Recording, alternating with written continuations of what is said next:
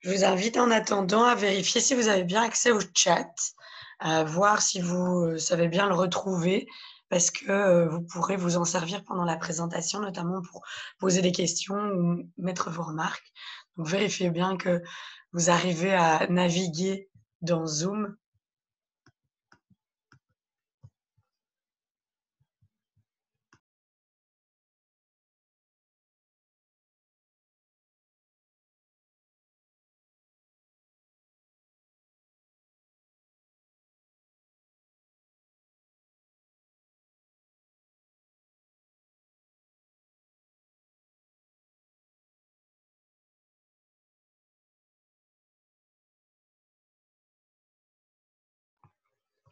Voilà, je vous propose de commencer.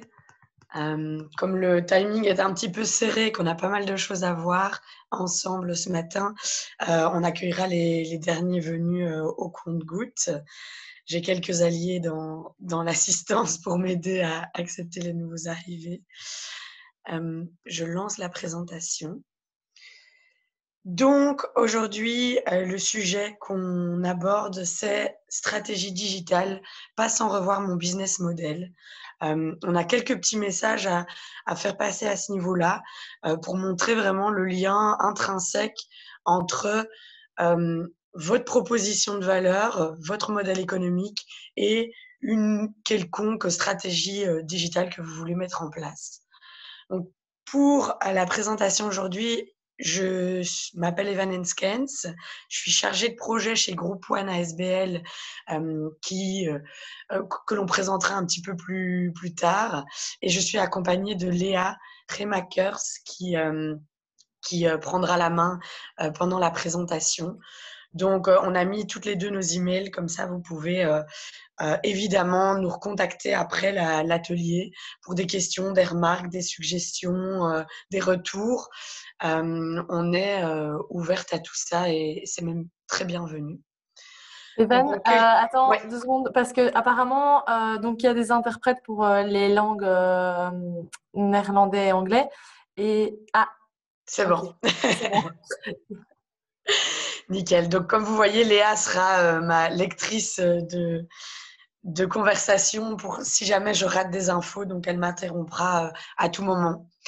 Donc en quelques mots, Group One, notre mission c'est le déploiement du développement durable appliqué à l'économie en Belgique et en Wallonie.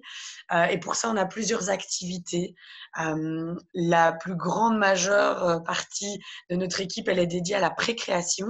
Donc d'ailleurs, je reconnais des têtes ici qui sont passées par les mains expertes de nos collègues, notamment voilà, pour mener une idée à bien. Ah, je vois que la traduction ne fonctionne pas.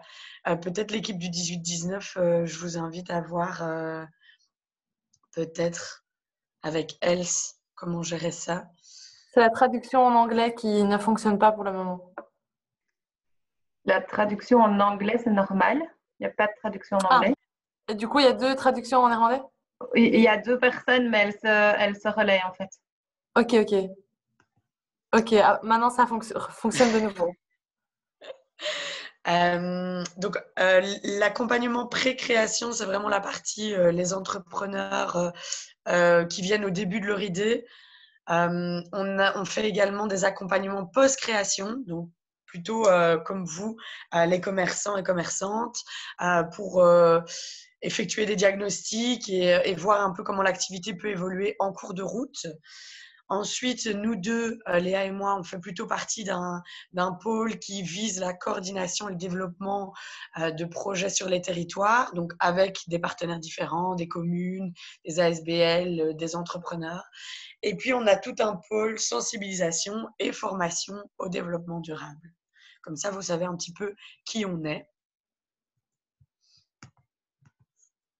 Alors, au programme d'aujourd'hui plus spécifiquement, on va d'abord faire une petite introduction pour replanter le décor, voir un petit peu quels sont les objectifs d'aujourd'hui. On va redéfinir en quelques mots ce qu'on prend ici comme définition de digitalisation et ce qu'on vise. Et ensuite, on va revoir un petit peu les étapes pour revoir votre business model et pouvoir faire un choix éclairé de digitalisation. Et on finit par des exemples concrets des entrepreneurs et des entrepreneuses bruxellois qui ont mis en place des chouettes choses, qui sont voilà, des exemples parmi d'autres pour un petit peu inspirer la réflexion. Alors d'abord, un point technique qui normalement est mis en place par tout le monde. Donc, on désactive les micros juste pour éviter la pollution. Mais par contre, sentez-vous libre voilà, de participer dans le chat, de poser des questions, partager des infos ou ajouter votre grain de sel à la présentation. Et alors, tout au long de l'activité, on va vous proposer des quiz auxquels vous pouvez répondre via Zoom. Donc, ce quiz va s'afficher sur votre écran. Et donc, on vous invite à donner la réponse qui, selon vous, semble la bonne. Et puis, om te vertalen in het Nederlands kunnen jullie de vertaling vinden onderaan. Maar het is onder Duits, omdat de Nederlandse versie niet bestond. Donc voilà, vous pouvez aussi poser les questions en néerlandais. On peut lire et comprendre et comme ça, tout le monde peut participer. Alors, pour ce qui est du cadre de l'atelier exactement, cet atelier, il vise particulièrement les stratégies dites offensives de rebond. Donc, c'est un petit peu, voilà, plutôt des exemples proactifs de choses que vous pouvez mettre en place. Mais c'est vraiment pertinent de coupler ça avec ce qu'on appelle du coup les solutions plus défensives, qui seront des sujets d'autres ateliers pendant cette semaine. Donc, notamment l'optimisation de la trésorerie, les aides que vous avez à solliciter, toutes ces choses-là, réduction des coûts aussi. On vous invite à aller voir le programme complet parce que vraiment, c'est important de faire un mélange entre ces différentes opportunités. Alors, pour commencer, pour voir un petit peu face à qui on est et quel genre de besoins vous avez, on va vous poser une première question qui est vraiment à titre personnel, en ce qui concerne votre commerce, comment est-ce que vous évalueriez votre niveau de digitalisation? Et donc, pour ça, Flore, tu peux envoyer. Voilà. Donc, vous répondez et puis on va pouvoir partager le sondage avec vous et voir un petit peu où en est le public.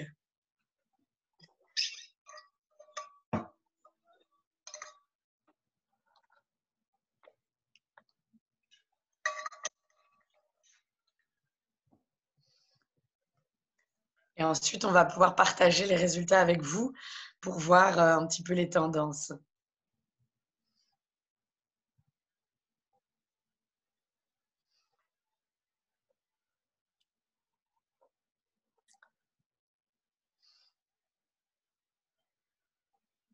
Ça avance, on est à 72% qui répondent. Ah. Alors, bien sûr, je vois une première question. Vous allez recevoir les slides après. Il y a beaucoup plus de compléments d'informations dans les commentaires d'ailleurs des slides. On vous enverra tout ça par rapport à vos adresses mail d'inscription, si ça vous convient. Donc, je propose qu'on partage les résultats, même si tout le monde n'a pas répondu. Donc, on voit que la tendance est assez bonne. Très bien, bonne nouvelle. On voit quelques bofs et un petit peu de « je suis largué ».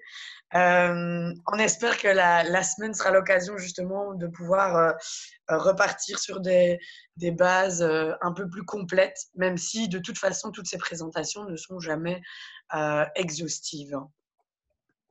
Alors, donc, première chose à voir ensemble, c'est qu'est-ce qu'on veut dire ici par stratégie numérique, quelle approche on va en prendre. L'idée de cet atelier, elle est partie des constats de la crise qui ne font qu'exacerber des problèmes rencontrés par les commerces qui existaient déjà avant, notamment la fracture numérique qui est un exemple. Et dans une recherche qui a été commanditée par la Sowalfin en Wallonie, il y a 8 moteurs de relance qui ont été identifiés pour les entrepreneurs et les commerces.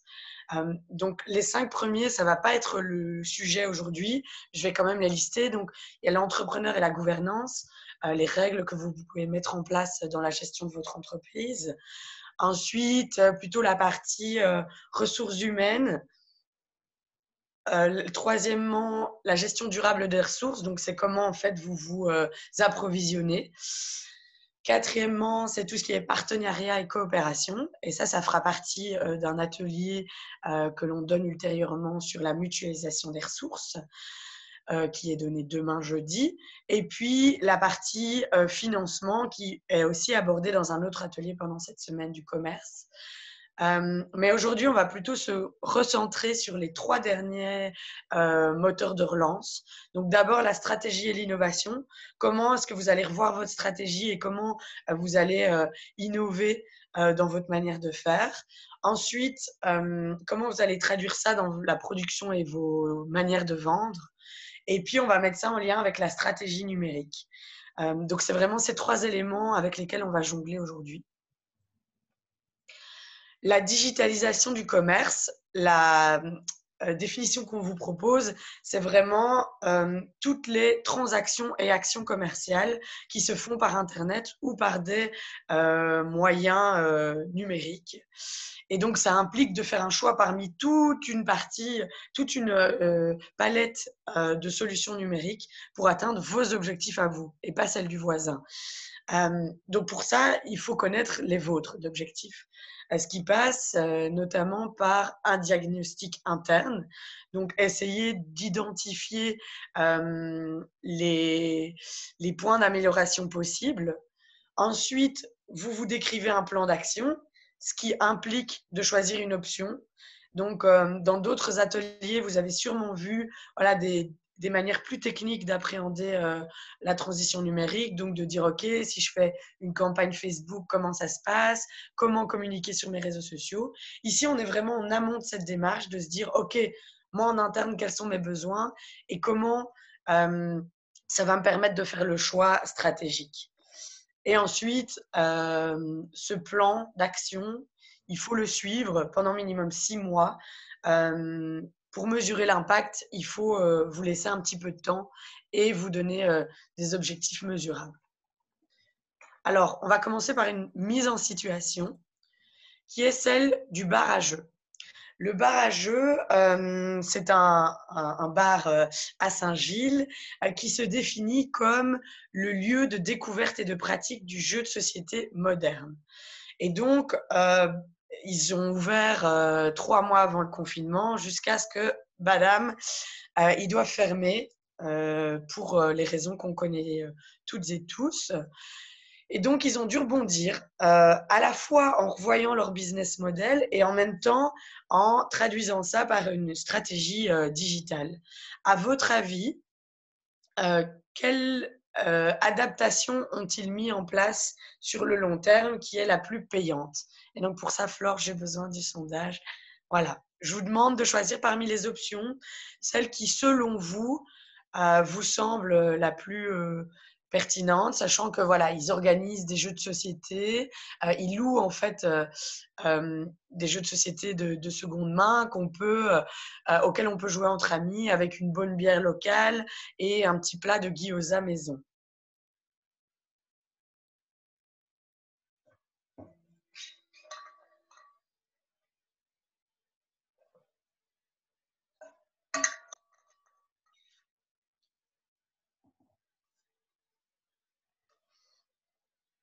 Alors peut-être que certains d'entre vous connaissent déjà la réponse. C'est un peu triché, mais c'est quand même accepté.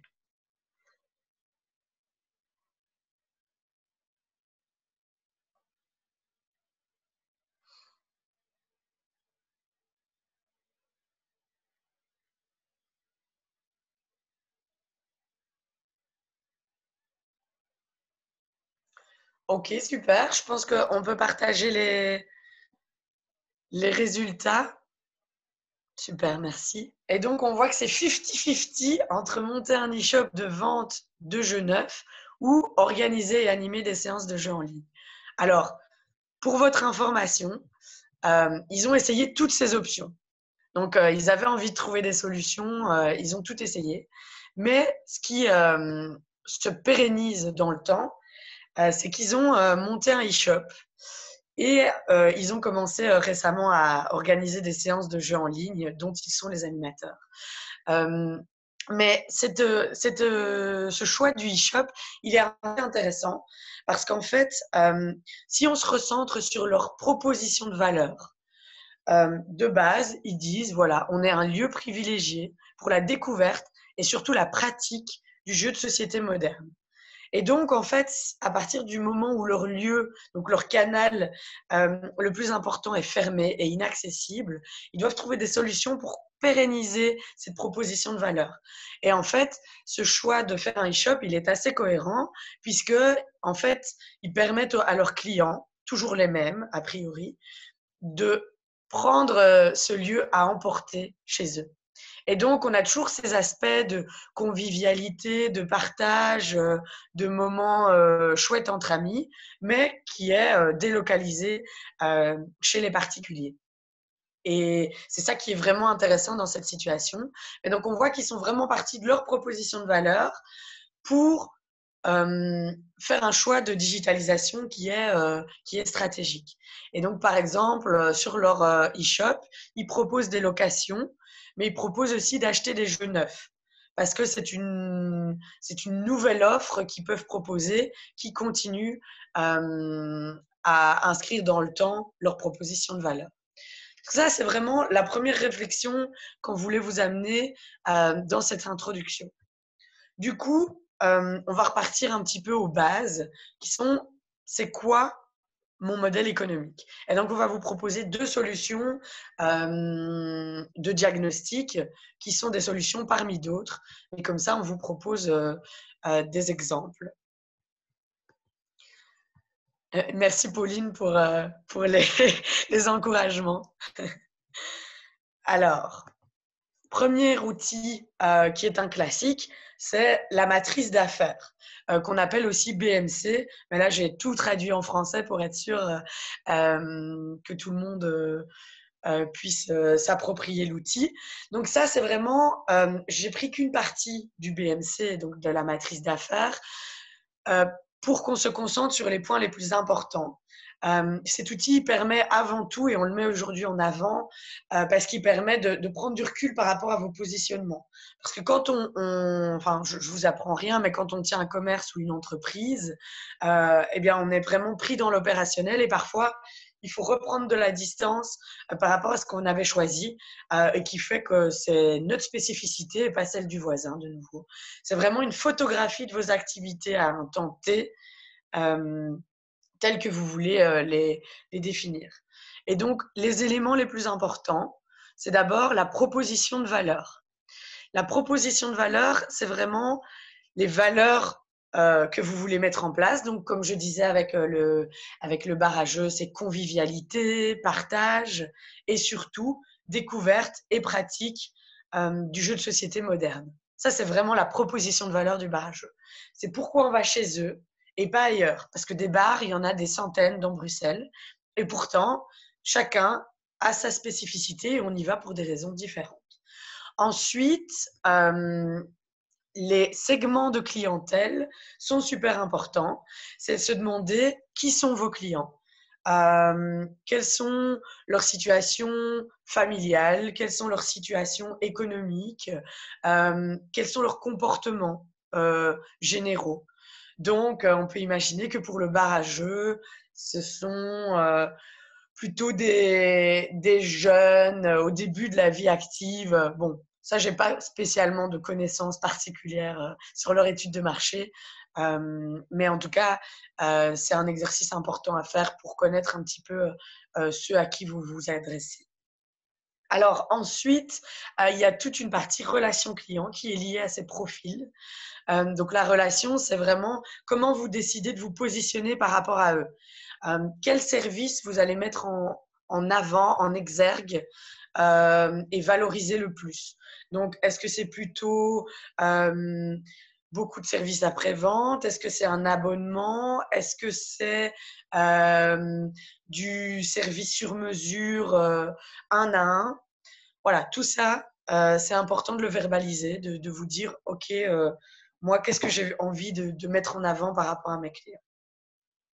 Et ensuite, la dernière question fondamentale à se poser, ce sont quelles sont mes activités clés? Concrètement, comment je traduis ma proposition de valeur en offre de service? Et donc, pour le bar à jeux, autrefois, c'était mise à disposition de jeux de société, vente de bières et conseils, conseils sur l'utilisation des jeux de société, et puis service de gyoza maison. Ça, c'est leur package qui fait que la proposition de valeur de découvrir et pratiquer le jeu de société moderne, elle peut être réalisée dans le cadre convivial qu'ils promettent, ou en tout cas qu'ils promeuvent. Et du coup, ça, de nouveau, ça a évolué avec leur stratégie digitale. Donc, il y a des nouvelles activités clés qui sont mises en place, notamment l'animation de jeux de société en ligne et ensuite la vente en ligne et la livraison de ces nouveaux produits. Et donc là, ça me mène sur la troisième question qui est liée en fait à cette matrice d'affaires. Selon vous, quelle section de la matrice que je viens de mentionner est le plus liée à la digitalisation? Je laisse Flore envoyer le sondage.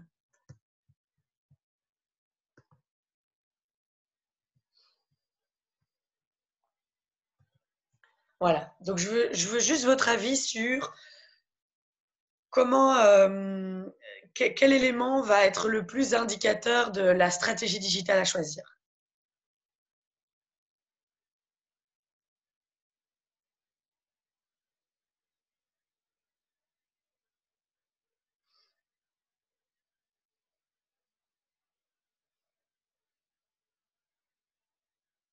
Vous êtes de plus en plus rapide pour répondre, bravo.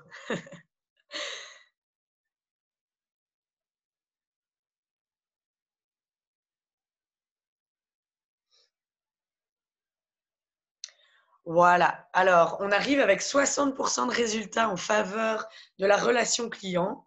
Eh bien, notre postulat aujourd'hui, ça va être de vous dire qu'on ne peut pas faire de hiérarchie. Toutes ces sections, elles sont super importantes.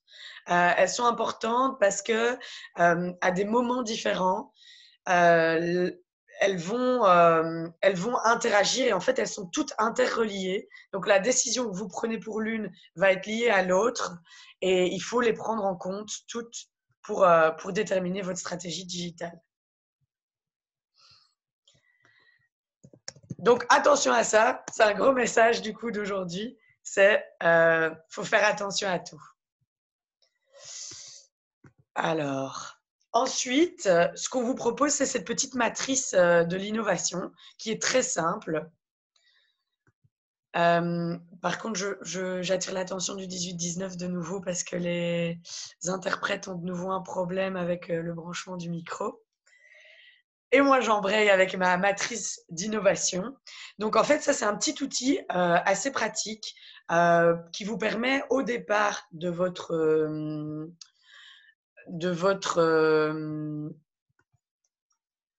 excusez-moi, je suis un peu perturbée par les échanges sur le chat. Et de m'en occuper. Super. Au départ de votre business model Canva, donc matrice d'affaires, vous allez pouvoir faire un exercice qui vous permet de trouver des nouvelles stratégies d'innovation qui tournent autour du produit et du service et du client et du marché que vous voulez viser. Donc, avant la crise, la plupart d'entre vous, j'imagine, étaient dans un segment de clientèle et un marché existant pour un produit et un service existant. Donc voilà, pour le bar à jeux, c'était mise à disposition de jeux de société, gyoza et bière locale. Voilà. Et ensuite, à partir de la situation de crise, de fermeture qui met l'activité normale à mal, mais vous avez plusieurs options. Si vous voulez développer un nouveau service pour un client et un marché existant, il faut réfléchir à une solution où vous, vous modifiez un peu le produit, mais il est toujours lié aux mêmes personnes. Donc, par exemple, la location de jeux de société de seconde main par le bar à jeux, on peut imaginer que c'est pour les clients existants qui veulent soutenir le bar, mais qui, du coup, font appel à un nouveau service. Concernant la case ici verte, donc des nouveaux clients pour un produit existant, ça va être plutôt le jeu de société neuf, qui est un produit existant, mais qui est destiné à des nouveaux types de consommateurs qui ont plutôt l'habitude d'acheter neuf, de s'approprier l'objet, qui ont besoin de l'avoir plutôt que de le louer. Et ensuite, nouveaux services pour nouveaux clients. Ça peut être notamment l'animation de jeux en ligne, où on imagine que c'est plutôt des gens un peu plus connectés qui vont pouvoir en bénéficier. Ça, c'est l'exemple du bar à jeux. Je vous propose un deuxième exemple sur cette matrice. C'est l'Entre-nous, qui est un restaurant destiné au lunch de midi, orienté bureau autour de ces locaux. Et pendant le premier confinement, ils ont eu une idée, ils se sont dit, OK, on va être proactifs, on va faire épicerie. Et donc, ils ont vendu des paniers de légumes de leurs fournisseurs. Le problème qu'ils ont rencontré, c'est que ça n'a pas vraiment fonctionné puisque leur clientèle habituelle de bureau, elle était absente, puisque c'était télétravail suite au confinement. Et par ailleurs, les nouveaux clients, donc ceux qui sont habituellement pas concernés par leur offre, donc plutôt les voisins du quartier, ils n'étaient pas habitués à cette offre. Eux, ils allaient faire leurs courses chez Pierre-Paul Jacques. Ils n'étaient pas disposés à aller à l'entre-nous.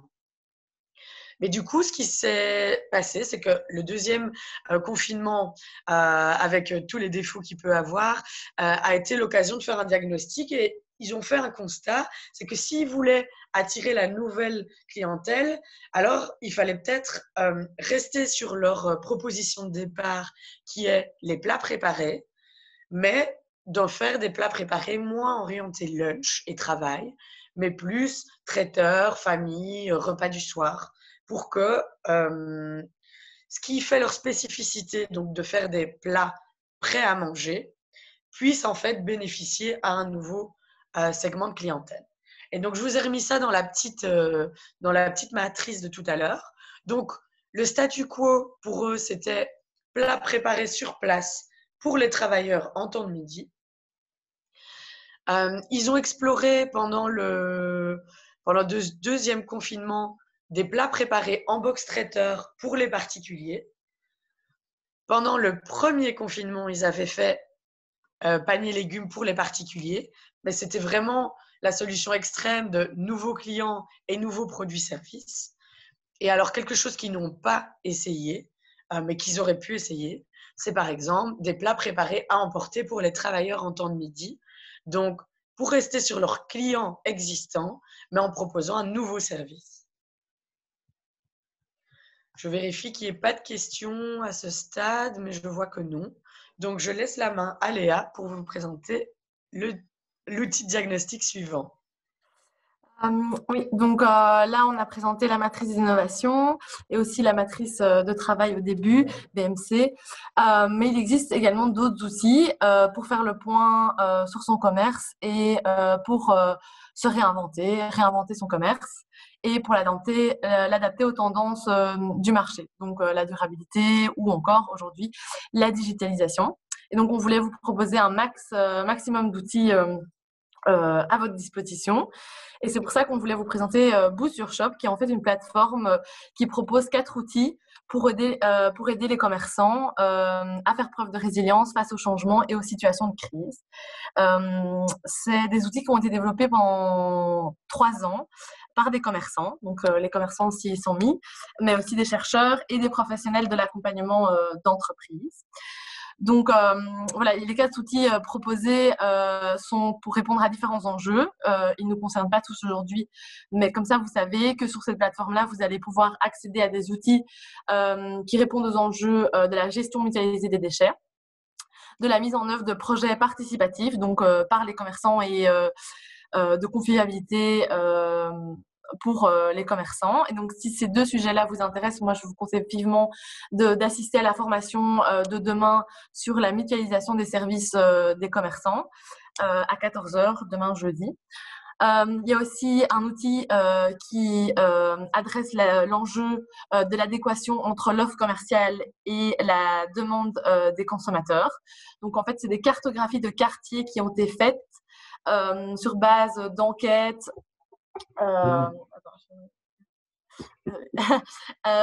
Du coup, Evan, je te laisse regarder le chat, hein, comme ça tu m'interromps si jamais. Et alors, donc l'adéquation entre l'offre commerciale et la demande des consommateurs. Donc ça, c'est vraiment une cartographie en fait des besoins des commerçants, de l'offre commerciale et des besoins des consommateurs. Et alors, le dernier outil qui nous intéresse plus particulièrement, c'est l'autodiagnostic de la situation commerciale et financière du commerce. Et donc ça va permettre de regarder la proposition de valeur, la segmentation, de se poser des questions et en fonction de pouvoir adapter sa stratégie. Donc, le diagnostic 360, donc c'est ça le dernier outil. Pour les autres outils, je vous conseille vraiment, ils vont être disponibles sur la plateforme Boost Your Shop. Donc, le diagnostic 360, celui qui nous intéresse. Petite question, Léa. Est-ce que le lien, il existe en néerlandais pour Boost Your Shop? Vous avez traduit?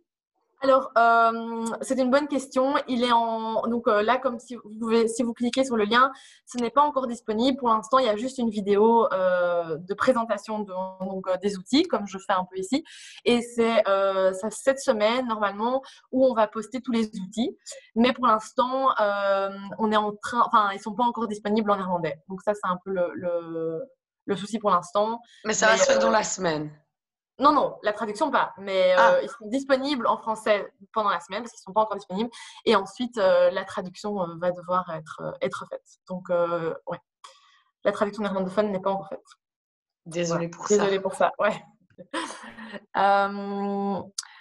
Voilà, du coup, le diagnostic 360, qu'est-ce que c'est? C'est un outil, donc, comme je vous ai dit, qui a été fait par des commerçants, mais à destination des commerçants. Qu'on peut utiliser seul, donc pour faire un autodiagnostic, à la base c'est l'objectif, ou accompagné d'un coach. Ça vous permet de bénéficier aussi d'un accompagnement gratuit. Et il est fondé sur... tu peux en fait passer les slides. Encore, ouais, ce sera plus facile. Et du coup, il est fondé sur 6 modules. Et chacun abordant un aspect de votre commerce. Donc, comme vous pouvez voir, ici, il y a mon marché, mon offre, ma communication, mes achats, ma gestion. Et un 6e module, c'est ma localisation. Et donc, ça vous permet de vous poser et d'aborder des aspects de votre commerce. Mon marché, c'est plutôt votre clientèle. Qui sont vos clients, quels sont leurs besoins, quelles sont les tendances du marché et comment attirer de nouveaux clients. Donc ça rejoint un peu ce qu'Evan faisait aussi avec les matrices d'avant. Il y a mon offre. Est-ce que mon offre répond aux besoins de mes clients? Est-ce que je dois me différencier? Quelle est en fait la valeur de mon offre? Est-ce que je communique bien sur mon offre? Et aussi, comme on avait dit, c'est hyper important d'évaluer l'impact de votre stratégie de communication.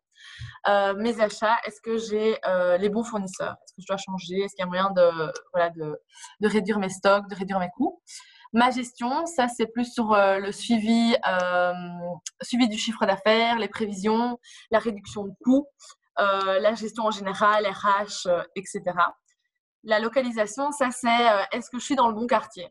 voilà, est-ce que mon offre répond au quartier? Donc ça, je vous conseille, si ça vous intéresse, d'aller voir le troisième outil qui est la cartographie. Et si je suis dans le bon quartier, est-ce que je suis dans la bonne rue? Parce qu'une rue à l'autre peut vraiment être différente. Voilà, donc ça, c'est les modules. Et chaque module sont composés d'une dizaine de questions qui vous permettront de réfléchir et de prendre du recul par rapport à votre offre et par rapport à votre commerce. Et chaque question, comme vous pouvez le voir, est suivie de recommandations concrètes à mettre en œuvre et d'une liste de différentes aides, donc des liens utiles qui sont bien des accompagnements ou bien des liens, enfin des pistes, des solutions auxquelles vous pouvez avoir recours, et c'est toujours gratuit ou à moindre coût. On essaye souvent de privilégier ça pour les commerçants. Et il y a parfois des exemples aussi, ça c'est vraiment pour concrétiser et pour que ce soit plus concret pour vous. Donc voilà, en fait, le diagnostic 360, c'est pour qui? C'est pour tous les commerçants. Donc comme je vous dis, ça va être disponible sur cette plateforme pour tout le monde. Comment l'utiliser? Donc il y a un guide pour l'utilisation. Et comme je vous avais dit, vous pouvez l'utiliser seul ou accompagné. C'est très simple. Donc, étape numéro 1, on parcourt les questions du diagnostic. Vous pouvez vous concentrer sur un module ou sur plusieurs et tous les parcourir. Si vous voulez un diagnostic complet, on les parcourt tous. Si par exemple, vous vous dites, moi, c'est ma communication, mon enjeu principal, vous vous concentrez sur ces questions-là au départ. Étape numéro 2, vous identifiez les difficultés et vos priorités. Donc, les différentes questions vont vous permettre d'avoir une réflexion sur votre commerce et d'évaluer vos besoins. Ensuite, vous parcourez les différentes solutions, les recommandations, et vous faites un choix de celles qui vous parlent le plus et celles qui sont, qui sont en raccord avec vos valeurs et votre commerce. Et étape numéro 4, mettre en œuvre donc les recommandations et les solutions, et vous pouvez toujours vous faire aider. Parfois, il y a également des liens vers des aides potentielles, que ce soit financiers ou accompagnement. Voilà, et alors, donc ça, c'était plus spécifiquement pour vous expliquer, mais je vais vous montrer aussi des exemples. Donc, le diagnostic 360 pour voir quelles questions vous pouvez retrouver dans le diagnostic 360. C'est que quelques questions. Ici, par exemple, dans le module Mon marché, la première, c'est qui sont vos clients? Donc, souvent, on dit qu'on doit avoir... on sait très bien qu'il y a des jeunes et puis il y a des exceptions, il y a aussi des vieux qui viennent dans votre commerce en dépendant de votre offre, mais vous toujours avoir une idée bien précise d'un visage, précis d'avoir une personne cible pour cibler en fait dans la majorité, la moyenne de votre public cible. Donc ici, vous voyez qu'il y a cette question-là dans mon marché. Après, mon offre, qui rejoint un peu les questions qu'on voyait tout à l'heure avec Evan. En quoi votre offre se différencie telle des autres? Donc la différenciation.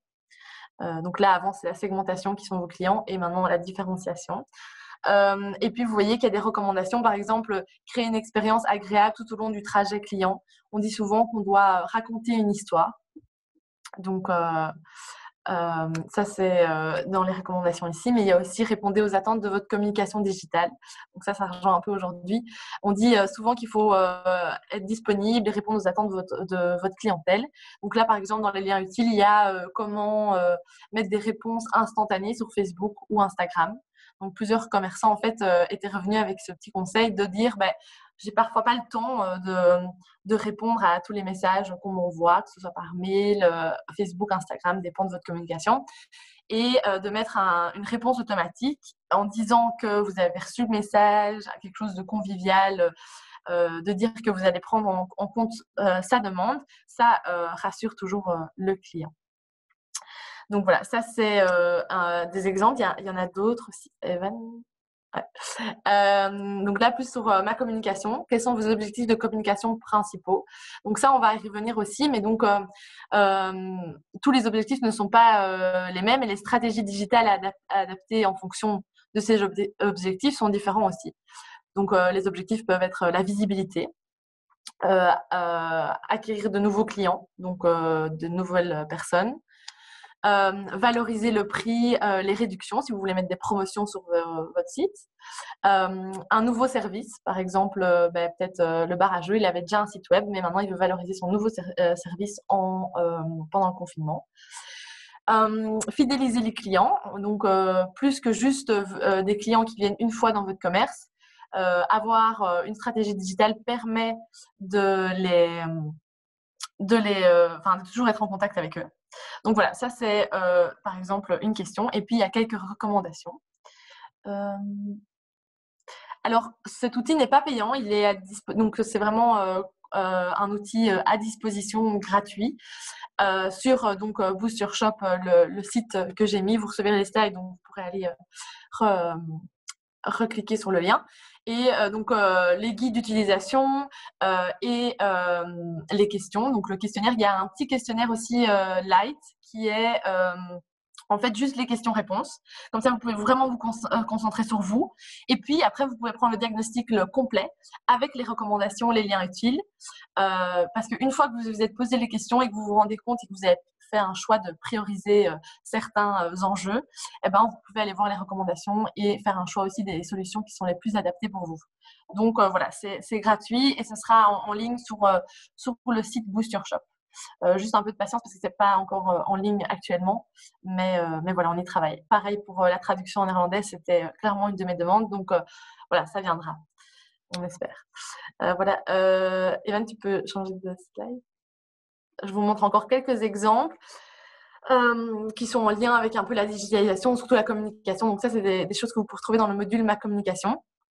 Donc une recommandation, c'est ça parle de sens, mais choisir un bon mix de réseaux sociaux qui vous dit Facebook c'est plus adapté pour ce public-là ou Instagram ce public-là. Par exemple, Instagram c'est beaucoup plus visuel. Donc Facebook et Instagram, ce sont deux réseaux sociaux pour les publics larges, mais ils ont chacune leur spécificité et donc un objectif spécifique de com que vous avez ne correspondra pas à Facebook et Instagram. Enfin voilà, il faut adapter en fonction du réseau que vous utilisez. Et donc ici, il y a par exemple dans les liens utiles quel réseau social choisir. Donc voilà, ça c'est des liens que vous pouvez utiliser. Il y a aussi des tutos pour utiliser des Google My Business ou des choses comme ça. Il y a aussi là une recommandation, consolider une communauté. Donc par les événements, c'était souvent avant la convivialité. Maintenant avec les situations, c'est un peu différent. Mais donc il y a aussi consolider une communauté avec par les réseaux sociaux. Donc faites vivre communauté. Donc ça c'est aussi un objectif. Si l'objectif de votre communication c'est de continuer à être en contact avec vos clients. Ça c'est des conseils que vous pouvez trouver dans le diagnostic. Il y a aussi communiquer régulièrement. Donc ça, c'est quelques petits conseils qu'avec l'expérience de quelques commerçants, on a pu, et quelques recherches aussi, on a pu identifier que il faut communiquer max 3 fois à 3 fois par semaine, communiquer régulièrement sur les réseaux sociaux avec uniquement des infos utiles et en fait varier les informations. Parfois, c'est peut-être une story, une histoire sur vos valeurs, sur votre marque. À un autre moment, c'est les promotions ou des nouveautés, des photos de vos produits. Enfin voilà, donc changer aussi l'information pour varier tout ça. Et alors aussi, on a mis des bons créneaux horaires pour poster sur les réseaux sociaux.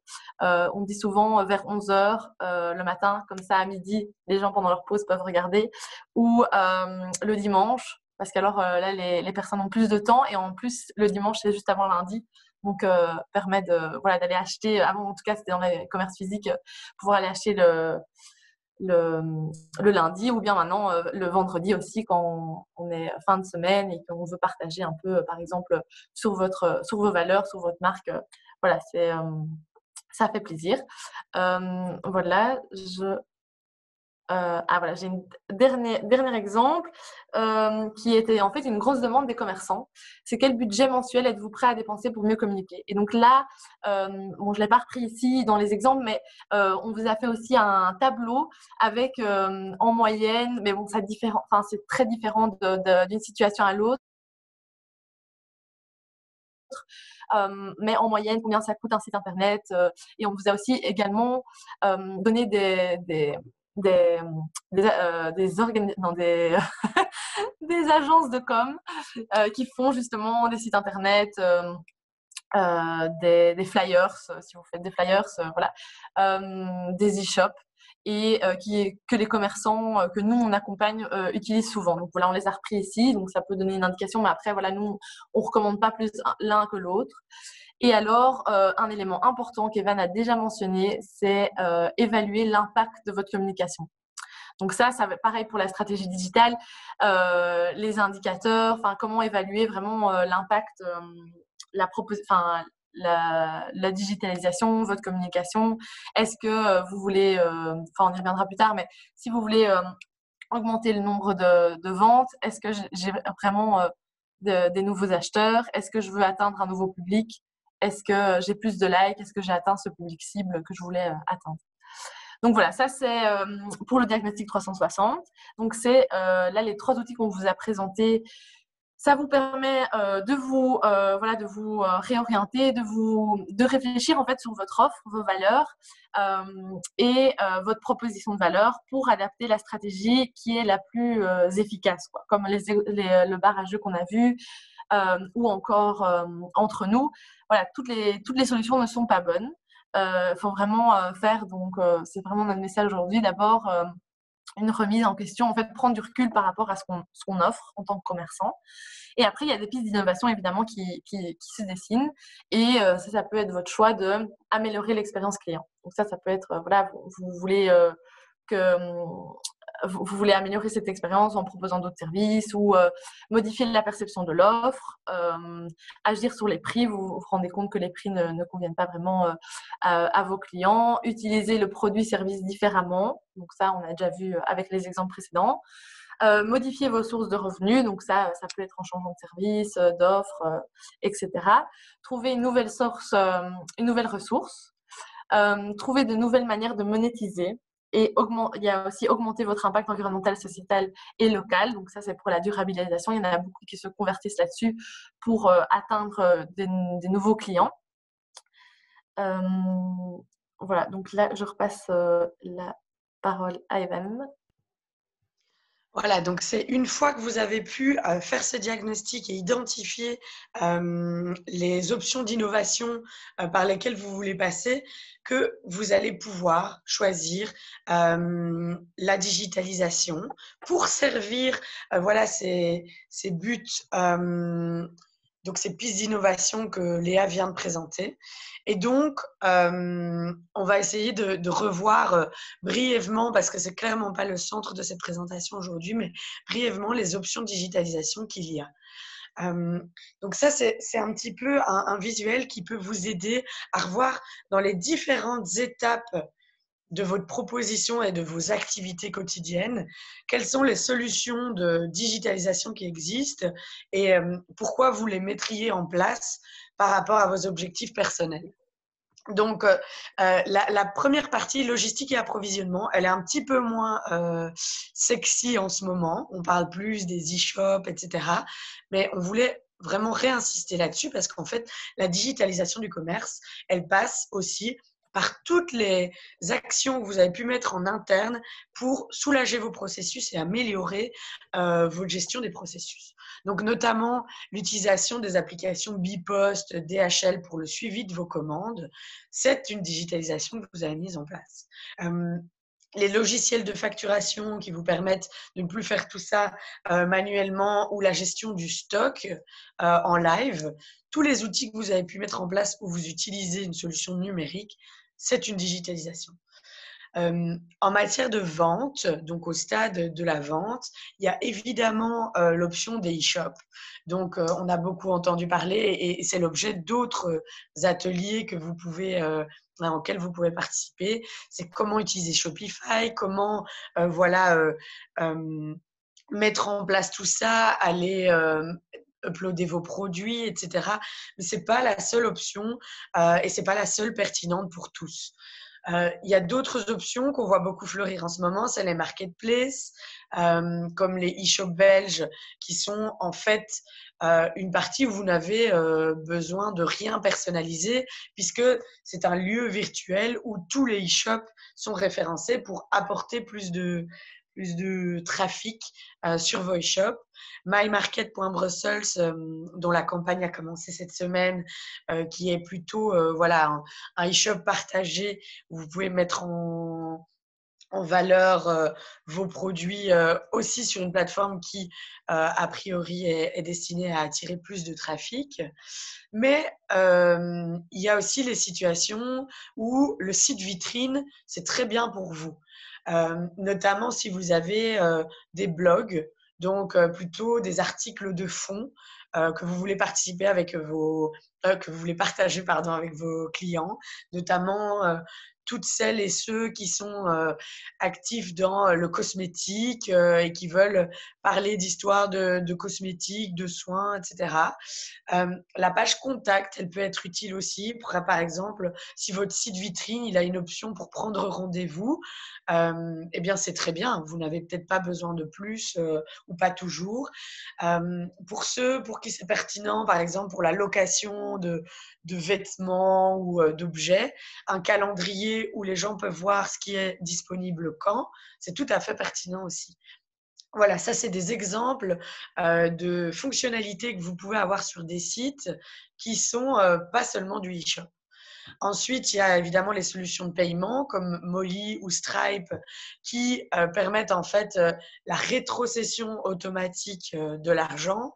Donc, si vous avez des intermédiaires à payer ou des choses comme ça, eh bien, ça vous permet aussi d'accepter les paiements en ligne directement de vos clients. Et puis, la dernière solution un peu innovante et tout à fait digitale qu'on voulait vous présenter, c'est les crowdfunding.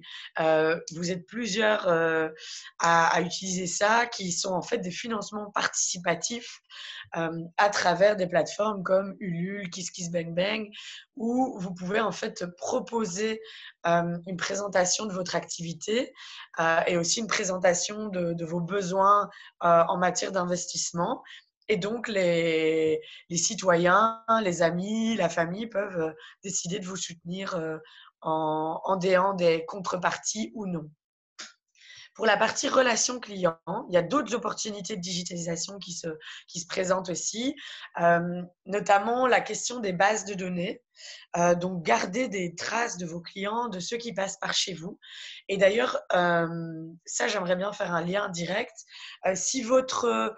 Donc, si on retourne au BMC et que vous vous souvenez que votre relation client, la manière dont vous voulez appréhender vos relations clients, elle s'organise surtout autour de newsletters ou du blog, etc.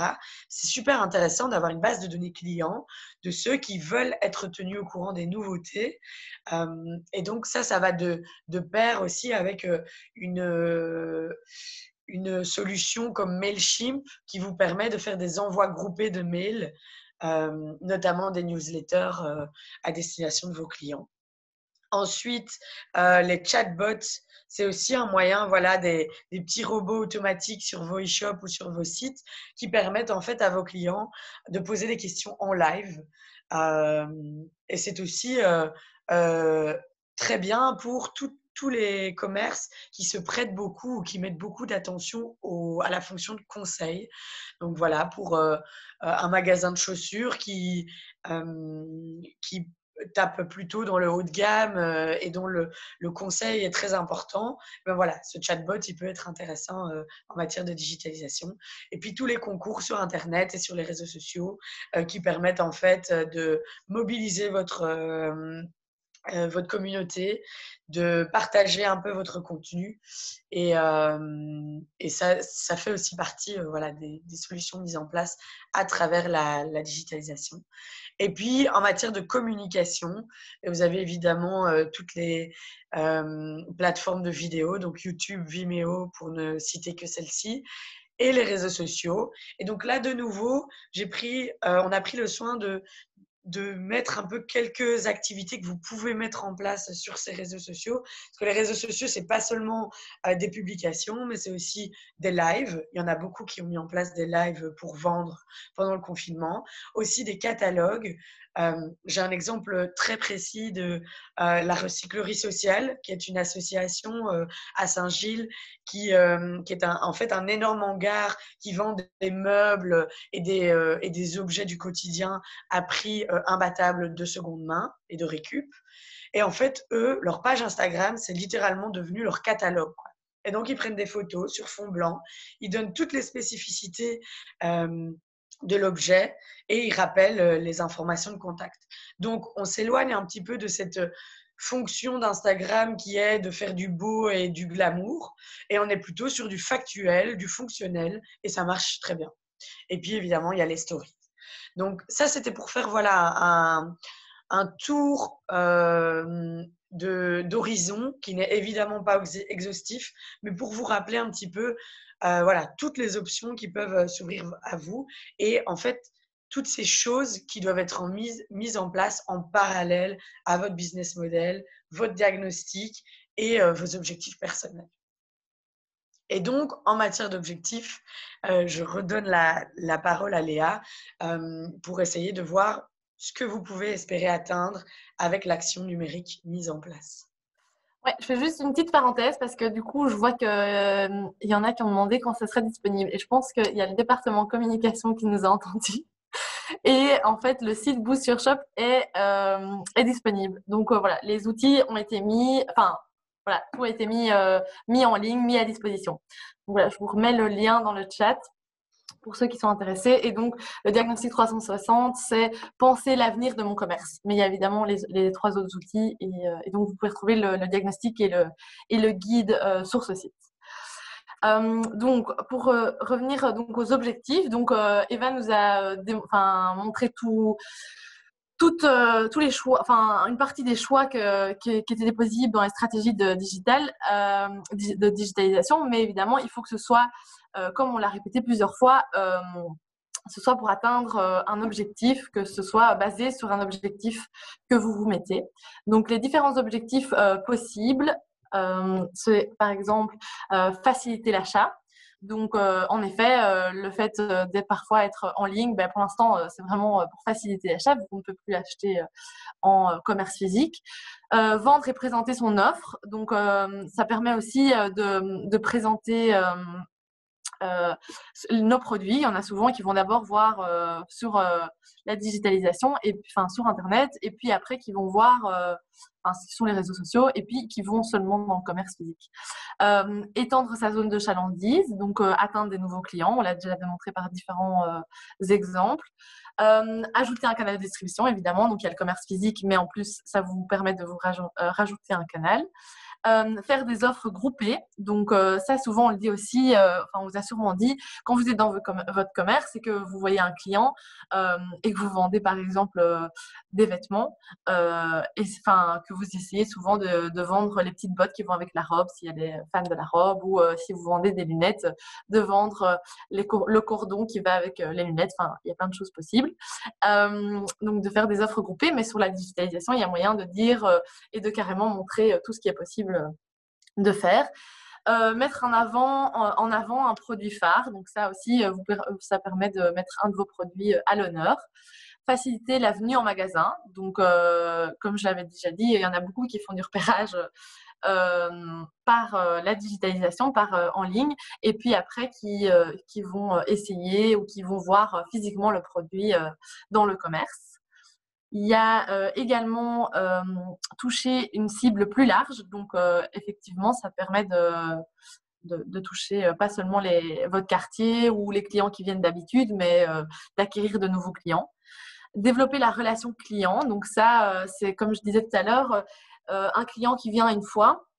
Mais en fait, la digitalisation, les réseaux sociaux, les sites web, ça permet de garder le contact et de pas juste un client qui vient une fois dans votre commerce physique. Récolter des données sur les clients. Ça aussi, ça permet de fidéliser les clients, d'adapter aussi, de plus communiquer en fait avec vos clients et de pouvoir aussi permettre d'offrir des promotions, par exemple en leur envoyant des promotions ciblées. Valoriser le service aux clients, ça aussi, donc de valoriser les différents services que vous offrez pour vos clients.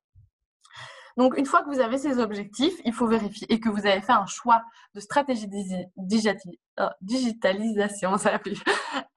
Du coup, on a fait le diagnostic, on a pris un peu de recul, on s'est remis un peu en question, on regarde nos objectifs qu'on veut atteindre, on a priorisé un objectif, on fait un choix de stratégie digitale et ensuite on vérifie si c'est la bonne action numérique. Et donc, toujours se baser sur les objectifs et on vérifie que ce soit le bon choix. On fait ça par une réflexion après un certain temps et avec des indicateurs. Souvent, quand vous mettez une stratégie en place, faites en sorte d'avoir des indicateurs par la suite pour voir si ça a été la bonne stratégie. Par exemple, si mon objectif, c'est de vendre, donc de vendre plus, est-ce que j'ai eu une augmentation du nombre de clients d'acheteurs, de réels acheteurs? Par exemple, d'avoir une digitalisation, peut-être qu'en fait, il y a eu moins de commerce, enfin là, surtout c'est le cas, mais qu'il y ait moins d'achats en commerce physique. Mais est-ce que j'ai eu autant en achat digital? Donc ça, c'est voilà, c'est des indicateurs concrets. Un autre objectif, c'est faire vivre la communauté. Ça peut être juste de continuer à faire vivre la communauté. Et donc, un indicateur, ça pourrait être le nombre de likes et partages sur les réseaux sociaux. Un objectif pourrait être faire connaître un nouveau produit, une nouvelle offre. Donc, par exemple, sur votre page d'accueil, vous mettez un nouveau produit. Est-ce qu'il y a eu plus de clics sur votre site web par le biais de cette offre? Est-ce que en fait, le produit a été mis à l'honneur? Donc, les indicateurs, il y a différents indicateurs, encore d'autres indicateurs possibles. Par exemple, pour les ventes, d'évaluer le panier moyen de vos clients et le taux d'abandon. Donc ça, en action digitale, c'est possible. Donc ça, c'est un indicateur très digitaux.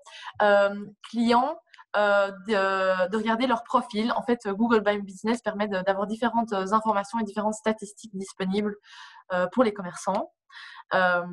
Les canaux par lesquels ils ont découvert le commerce. Donc ça aussi, vous pouvez voir qu'est-ce qui marche, qu'est-ce qui fonctionne le mieux. Si vous avez un site web, est-ce que la fréquence des visites a augmenté? Est-ce que, voilà, regardez la fréquence des visites sur votre site. Votre communication, est-ce que le taux de conversion des clics, le nombre de vues sur une vidéo, les partages, les likes, les participations à un concours, la contribution à un crowdfunding. Il y a pas mal de crowdfunding qui ont eu lieu ces derniers temps. Et la vie de quartier, donc ça, c'est le nombre d'acteurs impliqués, le nombre d'événements. Bon, ça, c'est un peu moins actuel aujourd'hui, mais voilà. Il y aura toujours des aspects qualitatifs et quantitatifs. Donc, vous pouvez mettre un objectif et des indicateurs quantitatifs, mais il y a aussi qualitatif et en tant que commerçant, vous allez le sentir. Est-ce que voilà, ça a eu un réel impact sur mon activité, sur mes valeurs, sur mon offre? Tout ça, vous le remarquerez assez rapidement. Et du coup, on a décidé de terminer la présentation avec d'autres exemples parce que souvent, c'est un peu ça qui nous ramène au concret et à la réalité. Donc, je vous propose ces exemples et après, on passera à la séquence de questions-réponses si vous en avez. Parmi les exemples, il y a Steffi, qui est un bar à la place Stéphanie, qui en fait a commencé ses activités tout près aussi du confinement, donc aussi 3 mois avant. Et donc, comme tous les bars, Steffi a une proposition de valeur particulière. C'était un bar à exposition et à bons produits. C'est comme ça qu'ils se définissaient. Donc, ils avaient voilà, un côté très orienté vers l'art. Ils faisaient des expositions éphémères et ils développaient des cocktails en collaboration avec les artistes qui proposaient leur art. Et bam, voilà, de nouveau, ils ferment aussi. Et donc, pendant le premier confinement, ils se sont réinventés en pépinière éphémère. Donc, ils proposaient des plantes, ils proposaient des arbustes à vendre, etc., à venir chercher sur place. Et en fait, ils se sont dit, ah mais c'est une occasion de revoir un petit peu notre proposition de valeur, de l'élargir. Et c'est devenu donc un bar à exposition, à plantes et à bons produits. Et donc, ils se définissent aujourd'hui comme bar à plantes. Et c'est, selon eux, tout à fait cohérent avec ce qu'ils avaient envisagé dès le début, qu'ils avaient vraiment une connexion avec le beau, avec l'artistique, avec tout ce qui est beau à contempler. Et du coup, le bar est maintenant rempli de plantes. Et pour la nouvelle année, et en tout cas les fêtes, eh ben, ils se sont lancés dans la vente de sapins. ce qui reste cohérent avec la proposition qu'ils ont mise en place pendant le premier confinement. Et donc, la leçon qu'on voulait peut-être en tirer, c'est que oui, il y a la crise, mais toutes les solutions que vous allez pouvoir mettre en place et toutes les choses, les actions offensives que vous mettez en place, eh bien, on vous invite à les garder pour toujours et les mettre en valeur pour toujours.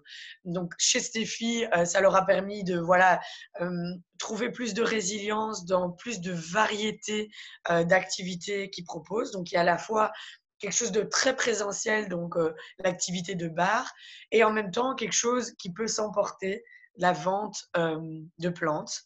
Et pour le cas du bar à jeux, ils ont lancé leur e-shop et ils ont bien précisé, ce e-shop, il sera là pour tout le temps. Donc, c'est vraiment une nouvelle corde à leur arc qu'ils ajoutent sur le long terme. Autre exemple assez intéressant, c'est Coucou Shop, qui est depuis plusieurs années un magasin de location de robes, de vestes et d'accessoires pour les événements. Je dis elles parce que c'est une équipe de filles, leur proposition de valeur, c'est vraiment le slow fashion sans low pleasure. Donc, c'est vraiment donner l'accessibilité à la slow fashion, garder cet aspect coquet qui a envie de mettre le paquet pour les événements. Et pourtant, rester responsable et garder une consommation éclairée. Et donc, dans le cadre des 2 confinements, elles ont dû aussi fermer. Et progressivement, elles ont, elles aussi, développé des nouvelles activités, parmi lesquelles la vente d'accessoires et de produits de créateurs éthiques qu'elles mettent à côté de cette offre habituelle de la location de robes après essayage. Et donc, elles choisissent vraiment minutieusement les créateurs. Et en fait, elles communiquent sur leurs réseaux sociaux sur ces créateurs. Elles les mettent en story et également sur leur activité de showroom, donc de location. Elles ont toujours bien mis en avant les marques avec lesquelles elles travaillaient, les robes qu'elles proposent, etc. Et pour le moment, elles sont en pleine construction d'un e-shop. Et de nouveau, il y a vraiment 2 activités différentes qu'elles veulent poursuivre avec cet e-shop. Premièrement, c'est un déstockage parce que elles louent les robes, mais il y a un moment donné où les robes doivent être remplacées, où il faut faire une rotation dans leurs propositions. Et donc, elles vont encore plus loin dans la réutilisation et la revalorisation en vendant leurs robes qui ont été louées maintes et maintes fois en déstockage. Et puis ensuite, elles font aussi de la vente de produits et accessoires neufs. De nouveau, pour avoir cet aspect de résilience, plusieurs cordes à leur arc, tout en restant super cohérentes avec leur proposition du slow fashion sans low pleasure.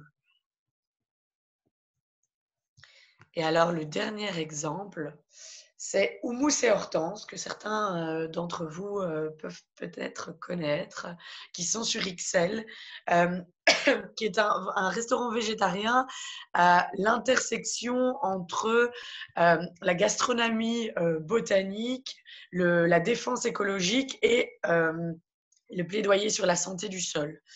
Donc, ils sont vraiment très connectés à la nature, vraiment dans la valorisation de ce que la nature a à nous proposer, sans passer par des solutions carnivores. Et pendant la crise du coronavirus, ils ont dû aussi se réinventer puisque fermeture. Et ils ont cartonné en proposant des paniers bio de leur maraîcher habituel qui s'appelle Le Monde des Mille Couleurs et qui en fait a des produits tellement bons que ça a fait un carton dans les habitants du quartier. Et donc là, de nouveau, je vais faire un parallèle direct avec la solution qu'on vous proposait tout à l'heure qui était Entre nous, qui proposait normalement des lunchs à destination des professionnels. Ici, Houmous et Hortense, ils sont dans un quartier résidentiel de XL et donc ils restent sur les mêmes clients qui étaient habitués à venir manger, mais à qui ils proposent des légumes pour cuisiner chez eux des produits végétariens avec des légumes de qualité. Et du coup, ça a fait un carton aussi parce que voilà, ils changeaient. On retourne à la matrice d'innovation de tout à l'heure. En fait, ils ont proposé à des nouveaux clients des produits existants et ça a fait un carton. Et une autre chose aussi, c'est que tout à l'heure, Léa vous a proposé parmi les options de pistes d'innovation, elle vous a parlé d'augmenter son impact local, social ou environnemental. Eh bien ici, par exemple, leur action de vendre des paniers, ils l'ont couplé à une collecte de fonds. Donc il y a un pourcentage qui revient à un collectif qu'ils ont créé qui s'appelle Soilmates, qui en fait du plaidoyer pour l'agriculture régénérative. Donc, vraiment une agriculture qui est super respectueuse du sol, qui met en avant la partie durable de l'agriculture. Voilà. Donc, c'est intéressant aussi de voir que c'était une situation compliquée, ils devaient fermer, mais ils se sont dit, voilà, on va rajouter un petit plus à notre démarche pour aller un peu plus loin dans ces circonstances particulières où justement le contexte a beaucoup parlé de la nécessité d'être plus résilient au niveau de l'agriculture, etc. Le contexte est important à préciser aussi. Et donc, si on voulait vraiment faire passer un message aujourd'hui, ce serait le suivant, c'est que il faut vraiment partir de votre modèle économique existant pour comprendre pourquoi et comment vous devriez digitaliser. Donc, tous les autres ateliers qui sont nécessaires pour présenter les outils de manière technique, ils sont super pertinents, mais en amont, il faut d'abord que vous alliez explorer votre modèle économique et que vous soyez super fidèle et à l'aise et cohérent avec votre proposition de valeur, votre segment de clientèle et l'offre que vous vous êtes fixée. Il n'y a pas de solution prête à l'emploi pour tout le monde. Vous êtes tous uniques, vous proposez tous des choses différentes. Et donc, on vous invite vraiment à être à l'écoute de ça. Et donc, pour plus d'informations, on vous renvoie évidemment vers l'équipe de Hub Brussels qui, dans le cadre de cette semaine du commerce, propose des speed coaching. On vous renvoie vers le site Boost Your Shop qui est plus loin dans la présentation. Et ensuite, nous, du côté Group One, on est super intéressés d'obtenir vos avis, vos retours sur la présentation, mais aussi sur vos difficultés face à la crise. En fait, on va mettre en place tout un questionnaire pour pouvoir aussi adapter nos services en post-création. Donc, si jamais vous voulez participer à cette initiative, vous pouvez envoyer un mail à Léa et mon adresse mail est aussi en début de présentation. Donc, je vous propose de finir avec les questions, les remarques, tout ce que vous avez à dire au terme de cette présentation. Et pour cela, je vous invite à ouvrir vos micros. Comme ça, on entend vos douces voix.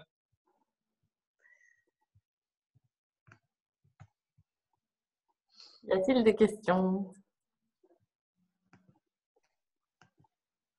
Bonjour.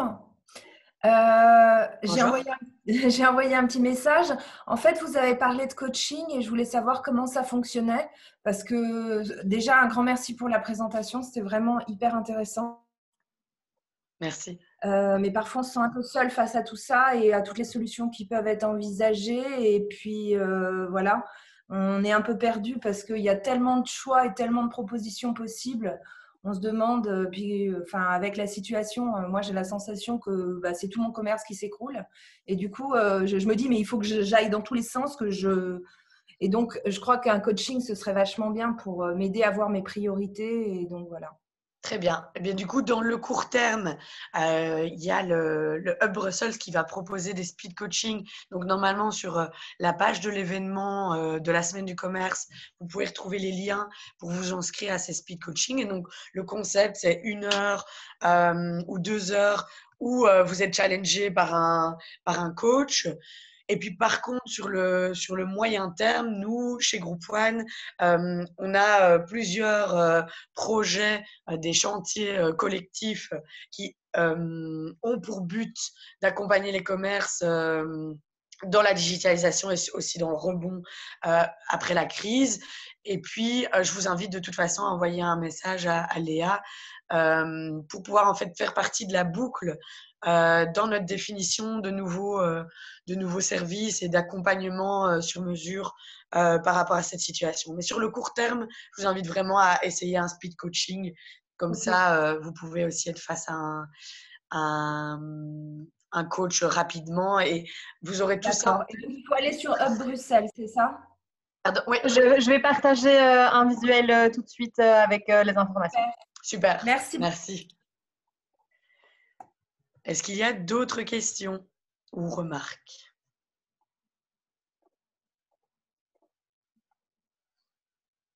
Je vois qu'il y a pas mal d'encouragement sur le chat. C'est chouette. De toute façon, si vous êtes un peu timide, vous pouvez aussi renvoyer un mail pour dire les choses que vous voulez partager. Oui, je vais peut-être faire une petite, un petit complément, une petite remarque.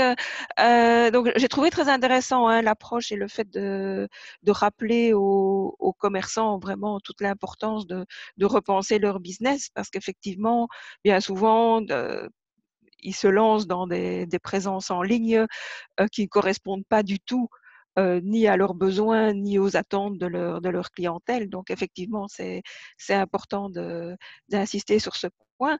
Et justement, ça me fait penser à la marketplace qui est en train de se mettre en place, My Market. Et donc, bien souvent, les marketplaces deviennent très vite des poubelles parce que les commerçants ne savent pas comment s'en servir et donc ils mettent en place, ils commencent à encoder des tas d'articles un petit peu n'importe comment et sans objectif bien précis.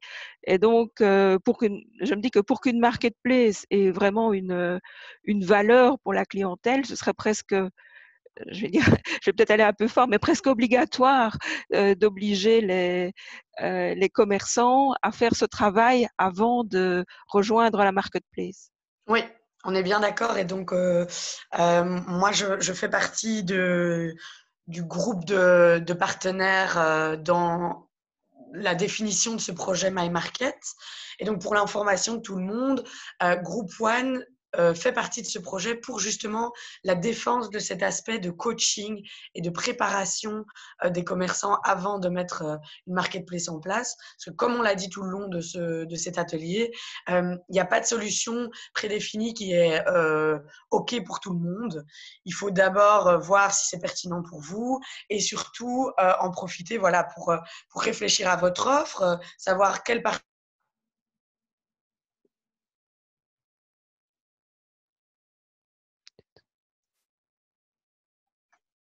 On a perdu Evan. Evan, tu bugs? Bon. Je ne sais pas exactement ce qu'elle va dire par la suite, mais en tout cas, Evan est chargée de projet donc de My Market pour Group One.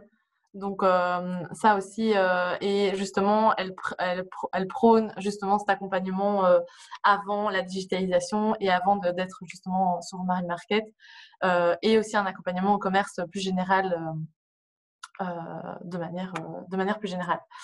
Donc, voilà, je ne sais pas si elle va nous revenir. Mais en tout cas, c'est un bon point. Merci Dominique. Elle est carrément partie. Je ne sais pas s'il y a d'autres questions auxquelles je peux répondre.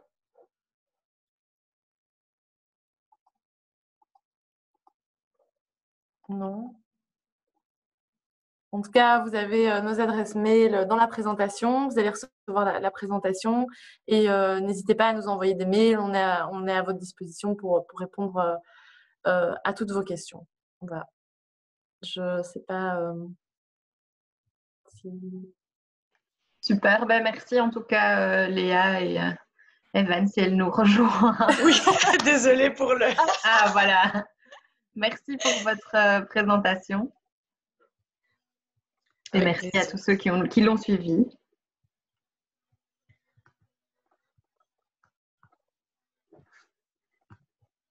Et du coup, on clôture ici et à très bientôt. Parfait. Merci d'être présent, d'avoir été présent.